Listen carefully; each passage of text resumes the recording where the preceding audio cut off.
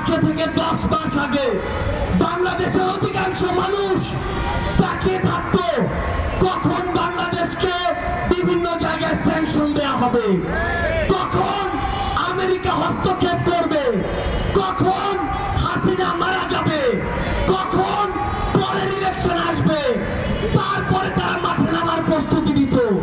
কিন্তু যেই ছাত্র জনতা রাজপথে নেমে জীবন দিয়ে এই খুনি হাসিনাকে দেশ ছাড়া করেছে, তাদের জীবনের এই যে হত্যাগুলো, এগুলোর বিচার হওয়া পূর্ব পর্যন্ত বাংলাদেশে অন্য কোনো কিছু নাম নেয়া এই অন্তর্বর্তীকালীন সরকারের মুখে মানায় না। রাজনৈতিক দলগুলো আজকে সময়ের বিবেচনায় প্রতিযোগিতায় নেমেছে, আগে সংস্কার নাকি আগে নির্বাচন।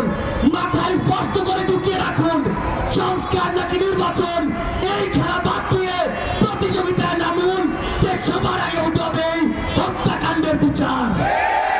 যে তাপস নানক কাদেরদের প্রত্যক্ষ মদদে এই বাংলাদেশে খুনি হাসিনার হুকুমে এবং ভারতের প্রেসক্রিপশনে এই পিলখানা হত্যাকাণ্ড হয়েছে, শাপলায় হত্যাকাণ্ড হয়েছে, জুলাইয়ের হত্যাকাণ্ড হয়েছে, সেই হত্যাকাণ্ডের বিচার হওয়ার পূর্ব পর্যন্ত এই বাংলাদেশে অন্য কোনো কিছু কখনোই প্রাসঙ্গিক হতে পারে না।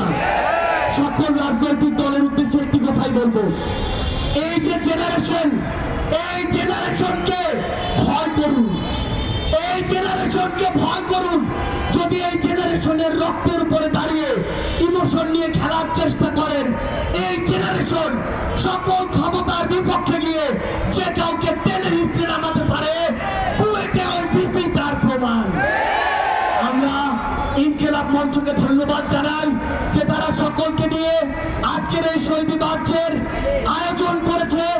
এই মঞ্চের সকল শহীদ পরিবার, সামনে থাকা সকল আহত যোদ্ধাকে সামনে রেখে একটি কথাই বলি, এই অন্তর্বর্তীকালীন সরকারের সবচেয়ে বড় লেজিটিমেসি হচ্ছে এই শহীদরা, এই শহীদদের হত্যার বিচার করার পূর্ব পর্যন্ত এই অন্তর্বর্তীকালীন সরকার যদি অন্য কোনো কিছুর চিন্তা করে, তাহলে তারা তাদের সারা জীবনের এই রক্তের দায়বদ্ধতা কখনো এড়াতে পারবে না।